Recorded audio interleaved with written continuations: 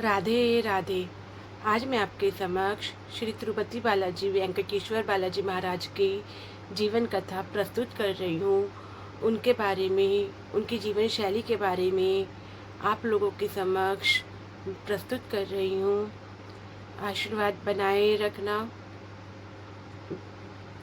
पवित्र भरतखंड में नैमिष नामक अरण्य प्रांत महापुण्य स्थल है। वही देवर्षि महर्षि तथा महामुनिगण तपस्या कर रहे थे। श्री वेदव्यास महर्षि जी ने से रचना की गई 18 पुराणों को सत महर्षि ने शौनकादि महामुनियों को सुनाया था।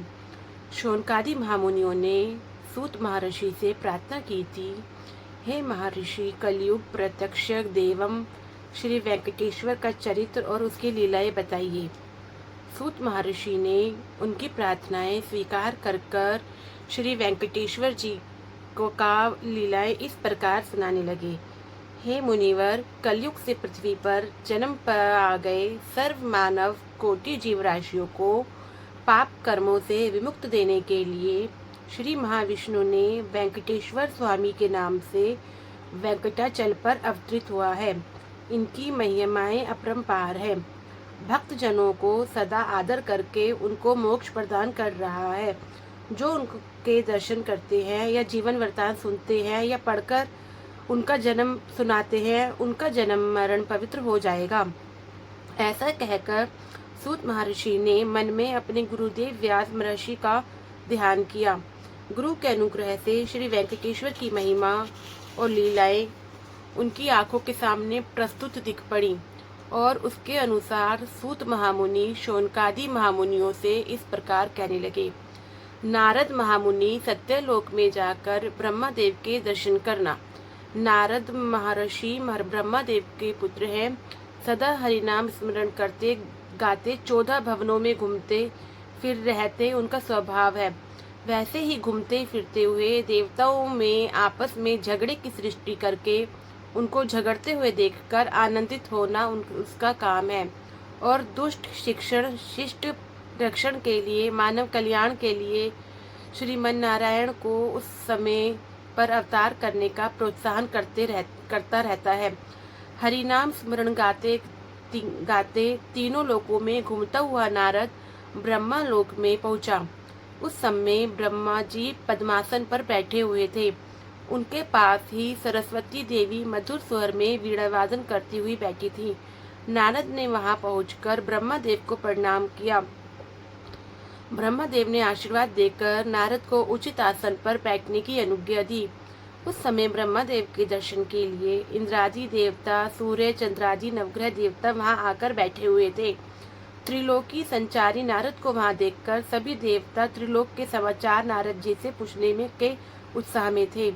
ब्रह्मदेव को देखकर नारद ने कहा, हे पितृदेव, द्वापर युग के कृष्णावतार के बाद श्री हरि ने इस कलयुग में कोई अवतार धारण नहीं किया है। इसी वजह से कलयुग के मानव ज्ञानहीन होकर, भक्ति श्रद्धाओं को छोड़कर, पुण्यहीन होकर नरकूप में जा रहे हैं। इनको बचाने का कोई उपाय बताइए।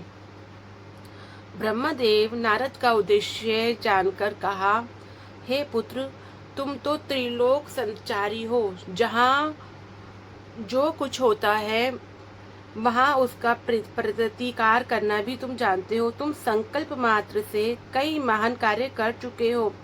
तुम ही ऐसा कोई उपाय सोचो जिससे मानव कल्याण के लिए श्री हरि का अवतार हो। इससे तुम्हारी कीर्ति बढ़ जाएगी और कलयुग का भी उद्धार होगा। नारद ने ब्रह्मादेव की बातें सुनी और भविष्य कार्य को मन में सोचते हुए ब्रह्मादेव से विदा लेकर वहां से रवाना हुए। नारद के इस महान कार्य को देखकर इंद्रादि देवता बहुत संतुष्ट हुए। बोलो विष्णु भगवान की जय। मुनिवरों से नारद अपने मन का संशय प्रकट किस प्रकार करते हैं। नारद महर्षि हरि नाम स्मरण करते हुए भूलोक में गंगा नदी के किनारे आ पहुँचे। गंगा नदी के किनारे कश्यप महामुनि इत्यादि मुनि लोक कल्याण के लिए महायज्ञ कर रहे थे।